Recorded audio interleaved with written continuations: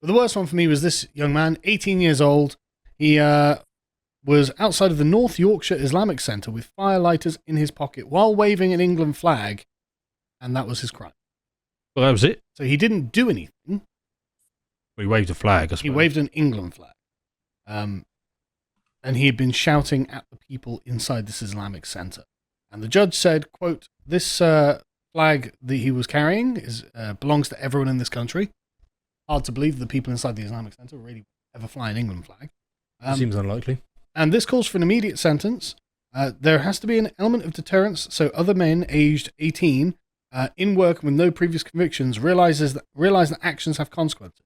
So otherwise he was a law-abiding young man, and he was doing a bricky apprenticeship, which he wanted to lose, and he's going to get, I think it was 18 months in jail. 26 months, sorry. It's madness. 26 months? Yeah. So he's going to be 21 by then. And one of the things about this, kind of perhaps obviously, he's not going to think, oh yeah, I was terrible and I'm being treated fairly by the state and I'll be rehabilitated during my custodial sentence. It will just make him resentful for the rest of his life. That they stole a chunk of his youth from him. It'll make all his friends and families, But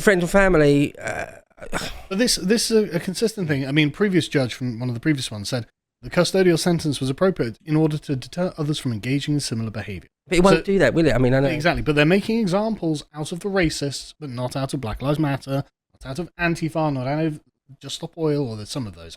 It's not the example they want, though, is it? It's making an example of him. Yeah, it really is, yeah. Not the one you hope it does. Yeah, it's sending a wider message that the state is your enemy. Yeah. When you combine that with Keir Starmer's "you are moral reprobates who are outside of our consideration," and Sky News pointing out, well, the Muslim gangs in jail are probably going to kill you. Okay, well, that's concerning. So let's go to the prison. Let's talk about the prison. Because Harry found this amazing unannounced inspection of Bristol, HMP Bristol.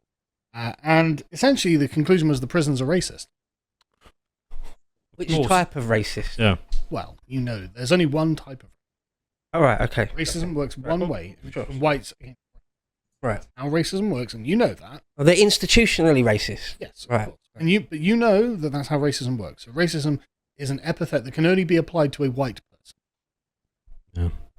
Or a coconut. Yeah, I mean, Bo, it's because obviously the prisons weren't being fair enough to the minority prisoners in them. Yeah, and we'll get onto that. Right, so they begin this by just saying, well, look, our findings confirm what the data already showed. Bristol remained one of the most unsafe prisons in the country, with record levels of recorded violence, including serious assaults on both staff and prisoners, higher than most other adult prisons. Shockingly, there have been 8 self-inflicted deaths since our last inspection, with another immediately after it. Of these deaths, 6 had occurred in recent months. In addition, one man had recently been charged with murdering his cellmate. So the prisons themselves are in a hell of a state, and this is affecting mental health. We'll talk about how it affects mental health per capita or per demographic in a minute. So the interesting thing about this, 38% of prisoners in this prison were on remand. 238 prisoners were receiving support for substance abuse. There are only 580 prisoners in this prison. Right? And 107 of them were on mental health referrals. 22% of them were from black and minority ethnic backgrounds. 11% were foreign national prisoners. And you can see that there's an overrepresentation of foreign nationals, minority ethnic, in this prison. And so... So could I just add to that? Yeah. The thing is that they're talking about this particular prison. We talked earlier about how 25% of the prison population is Islamic. It's not evenly distributed. So a prison like Southampton will have very few Muslim gangs in it, but a prison like Hull will have many. So they know where the Islamic gangs are, and they know where they're going to send all these right-wingers. They could easily say, okay, well, we're going to keep them separate. But what they will do is they will parcel them into the ones that have the high population of Islamic gangs, make sure they know, and so it is basically state-sanctioned assassination. There's also a kind of element of plausible deniability here. Yeah. To say, well, we're just sending them to the nearest ones. Well, yeah, this was the Labour North up in revolt against Keir Starmer. Yeah. Okay, because of mass immigration and because of the favourable two-tier nature of the society in which they live. So even if you send them to the nearest one, that's still going to be disproportionately Muslim. Yeah. With gangs that apparently Sky News will threaten you. And it's awful to say, but that 18-year-old lad who waved a flag and is going to jail for 3 years, it wouldn't hinge on them in the slightest if he got murdered in jail. No, but we'll get onto it in a bit, but there's also a massive problem with mental health. Sorry, go ahead, Harry. Oh, may I make a point? Yeah. First of all, when it comes to the statistics regarding the Islamic population, I forget exactly what it is, but I do know that the population of the prison that is minority ethnic, so that you can determine, because with the Muslims, I think about 1 in 5 of those are white converts, a lot of whom have been pressured into it due to Muslim prison gangs.